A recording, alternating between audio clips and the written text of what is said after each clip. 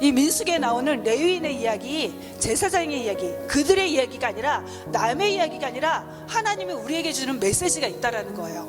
왜 그럴까요? 우리를 하나님은 이 시대에 예수를 믿는다는 게 어떤 우리에게 지위를 주는 거냐면요, 예수를 믿으면 하나님과의 관계 속에서는 자녀가 되는 거죠.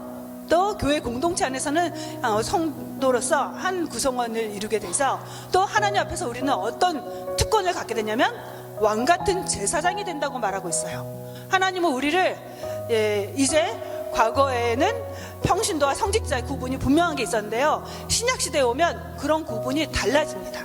우리 모두 한 사람 한 사람이 제사장적인 자격을 갖게 돼요. 그래서 종교개혁 시대 때 했던 게 뭐죠? 성경으로, 오직 은혜로, 오직 믿음으로 하면서 우리 모두 다 제사장이야. 과거에는 제사장을 통해서 제사를 드릴 수 있었다면, 그리고 중세시대는 성직자를 통해서 고해성사 있잖아요. 죄 용서 받으려면 성직자를 가운데 두고 하나님께로 가기 위해선 누군가의 도움을 받았지만, 성경은 말하죠, 우리 모두가 하나님과 교제할 수 있는 특권을 가진 자다. 하나님과 맡기는 없이 대화를 나눌 수 있고 하나님 앞에 직접 나갈 수 있다. 성막의 휘장이 찢어지면서 일어난 사건, 우리가 하나님과 막힘없이 교제할 수 있고 사귐을 가질 수 있다는 거죠. 그리고 우리가 직접 하나님께 예수의 이름으로 기도할 수 있는 자격을 갖게 됐다는 거예요. 이게 엄청난 축복이고 특권이거든요. 그래서 우리는 제사장으로 우리 모두 다가 세움을 받은 존재예요. 그래서 이 레위인에게 주는 교훈이 바로 주님을 섬기는 우리를 향한 주시는 메시지라고 볼 수 있어요. 우리는 이 시대에 하나님의 제사장으로 세움받았는데 어떤 모습으로 섬겨야 될까를 깨닫는 이 시간이 되길 바랍니다. 각 가문에게 맡겨주신 임무를 보면요, 게르손 자손에게는요, 지금 하나님께서 성막을 세우게 하셨잖아요. 근데 이스라엘 백성은 지금 가나안을 향해 가는 과정이잖아요. 행진해 나가는 과정이거든요. 계속 이동을 했어요. 그래서 성막은 이동식 성소라고 보시면 된다고 했죠. 그 이동하는 곳마다 이 성막을 세워야 돼요. 이스라엘이 캠프를 칠 때마다 한 가운데 성막을 세워야 되는데, 이 성막이 사이즈가 되잖아요. 그러니까 이 성막이 이동할 때 각 그 자손들에게, 그 레위 자손들에게 역할을 나눠주세요. 이렇게 너희는 성막에 들어가서 절대로 성물을 보지 마라.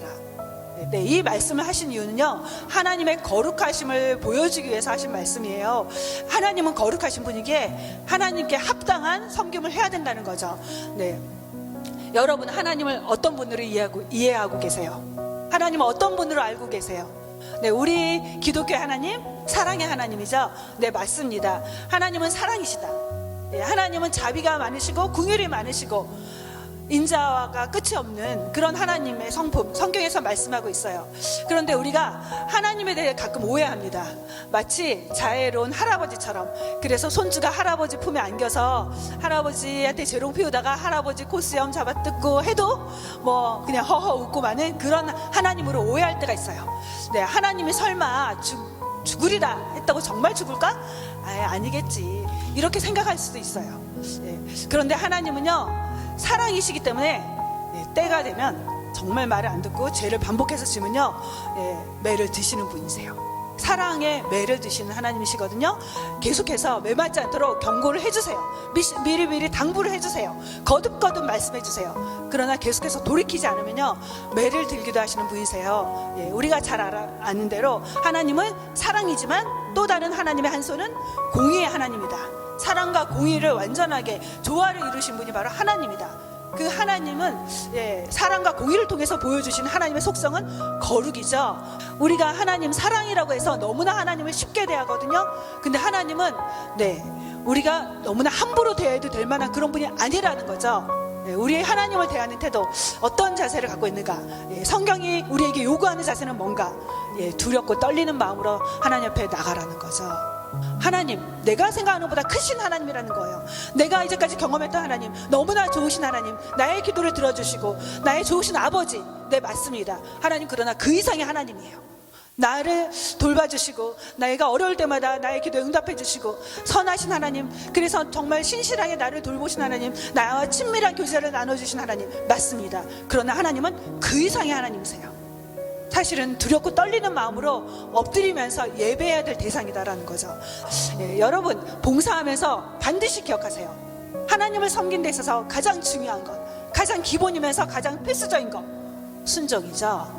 예, 레위인과 제사장들에게 순종은요 선택이 아니었어요. 순종하지 않으면요 죽는 거였어요. 사느냐 죽느냐가 달려있는 게 순종입니다.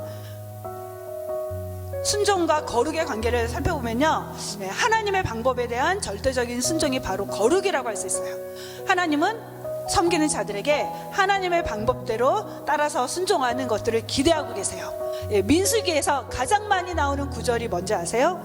여러분이 큐티하면서 그걸 찾으셨을지 모르겠는데, 네, 여호와께서 모세에게 이르시되, 여호와께서 또 모세에게 이르시되, 여호와께서 모세에게 이르시되, 여호와께서 모세와 아론에게 이르시되, 이 말씀이 가장 많이 나와요. 이 말씀은요 순종을 전제로 한 말씀이죠. 네, 만약 모세가 순종하지 않았다면 40년간 쓰임받았을 수 있었을까? 만약 모세가 하나님이 지시하신 것을 따르지 않았다면 그가 광야의 지도자가 될 수 있었을까? 네, 모세가 40년 동안 쓰임받을 수 있었던 건 단 한 가지였습니다.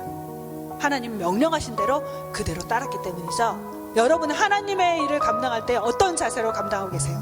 네, 우리 조심해야 됩니다. 주의해야 될 부분이 있어요. 내가 정성을 다한다고 하나님이 다 받으실 거라고 생각하지 마세요. 내가 열심히 봉사한다고, 내가 재능이 있으니까, 이거 좋은 아이디어니까 하나님도 좋아하실 거야, 그렇게 생각하지 마세요.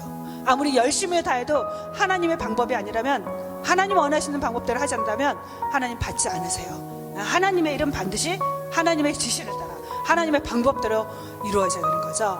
네, 여러분들 한번 자기 자신을 향해서 한번 질문해 보세요. 나는 과연 순종하는 사람인가? 순종의 사람인가? 예, 하나님이 원하시는 건요, 하나님 예배를 너무나 좋아하시지만 예배보다 순종을 원하세요. 순종이 제사보다 낫고, 이렇게 말씀하고 계시죠. 그리고 하나님의 제자로 선택하는 기준도 바로 순종입니다. 하나님을 섬기는 데 있어서, 하나님을 따라가는 데 있어서 우리가 절대 잊지 말아야 될 게 뭔지 아세요? 제자훈련 100번 해도 소용없어요, 순종하지 않는다면. 예, 제자훈련하면서 마지막, 사역하기 전에 마지막 과가 뭐죠? 순종이에요. 순종하지 못한다면요 성경을 다 외워도 소용없습니다. 내가 봉사 혼자서 다 해도 소용없어요. 내가 많은 재능을 갖고 있어도 하나님 그런 사람 안 쓰세요. 하나님이 원하시는 단 한 사람, 하나님이 사용하기 원하시는 단 한 사람, 하나님이 필요로 하시는 단 한 사람, 순종의 사람이에요. 봉사에 있어서 가장 중요한 거 순종, 두 번째도 순종, 마지막도 순종입니다. 30세부터 50세까지 기간을 정하시는 이유는 뭘까? 네, 하나님은 우리 인생의 최고의 시절, 최상의 헌신을 원하시는 분이라는 거예요. 네, 내가 잘 나갈 때 세상을 위해서 다 쓰고 하나님은 남은 시간을 헌신하라는 게 아니라 내 인생에 가장 아름답고 힘이 있고 가장 머리도 잘 돌아가고 가장 좋은, 정말 하나님을 살아가기 가장 좋은 그 나이를 하나님 위해서 섬기기 원하신다는 걸 보여주죠. 네, 마치 하나님께 드리는 제물 조건이 뭐죠? 흠없는 걸 드리게 하시죠. 마찬가지예요. 가장 최상의 재물을 하나님 원하시는 것처럼 우리 인생의 가장 건강하고 최고의 상태일 때 하나님을 위해서 섬기길 원하신다는 걸 보여줍니다. 우리의 인생에서 주님을 섬길 수 있는 시간은요 제한된다는 거예요. 내가 아무리 나중에 섬기고 싶어도 섬기지 못하는 때가 온다는 거예요. 내가 주님을 위해서 가장 좋은 것을 드리고 싶은 나이가 온다 해도 그런 때가 찾아올 때 아무리 하고 싶어도 몸이 따라주지 않아서 할 수 없는 때가 올 수 있다라는 거예요. 내가 주님을 위해서 섬기고 싶다고 언제나 섬김의 기회가 주어지지 않는다는 거예요. 아, 섬김이 뭘까? 우리 예수 믿는 게 뭐라고 생각하세요? 그저 이 땅에서 예수 믿었으니까 편안하게 살다가 마지막에 천국 가는 티켓 받았으니까 하나님 나를 천국으로 인도하실 거야. 그게 신앙의 전부가 아니라는 거예요. 하나님 우리에게 허락하신 구원을 우리가 정말 은총으로 받았다면 은총을 입은 자의 삶에서 우리가 주님께 드릴 헌신이 있다는 거죠. 주님이 우리에게 헌신을 요구하고 계세요. 왜 내가 헌신하지 못할까? 우리가 하나님을 향해서 드릴 때 헌신이 때로는 너무나 다 쓰고 남은, 다 먹고 남은 음식을 드리는 것처럼 드릴 때가 너무나 많아요. 여러분, 사람을 대접할 때도 먹다 남은 음식 주지 않잖아요. 다 쓰고 남은 거, 내가 하고 나서, 내가 할 거 다 하고 나서 남은 것으로 하나님 섬기려고 할 때가 너무나 많습니다. 하나님 그런 거 원하지 않으세요. 하나님 헌금 드릴 때 적어도 열매의 첫 번째 거 드리라고 하셨죠. 여러분이 하나님을 섬길 때 가장 좋은 것으로 드리길 하나님은 원하고 계세요. 왜 우리는 헌신하지 못할까? 하나님께 드리면 내가 손해볼 거라는 생각 때문에 그렇거든요. 하나님은 우리에게 우리의 섬김이 필요해서 헌신하러 가는 분이 아니세요. 내가 봉사하지 않는다고 하나님의 이름이 축소되지 않습니다. 그분의 영광이 줄어들지 않아요. 내가 하지 않아도 하나님은 하나님의 일을 이루실 수 있어요. 심지어 작은 돌을 통해서도 하나님 영광 받으실 수 있어요. 하나님은 하나님의 일을 하나님의 능력만으로도 하실 수 있어요. 그런데 우리를 부르고 계세요. 우리를 참여하도록 우리에게 초청하고 계세요. 지금 우리를 초청하고 계세요. 나와 함께 일하지 않을래? 나와 함께 가지 않을래? 그 하나님이 초청해 여러분이 기쁜 마음으로 여러분이 가진 최선의 것을 드리면서 최상의 것을 드리면서 하나님께 내어드리면서 봉사함으로 하나님의 역사를 이루어가는 여러분이 되시기를 주님의 이름으로 축복합니다. 같이 기도하겠습니다.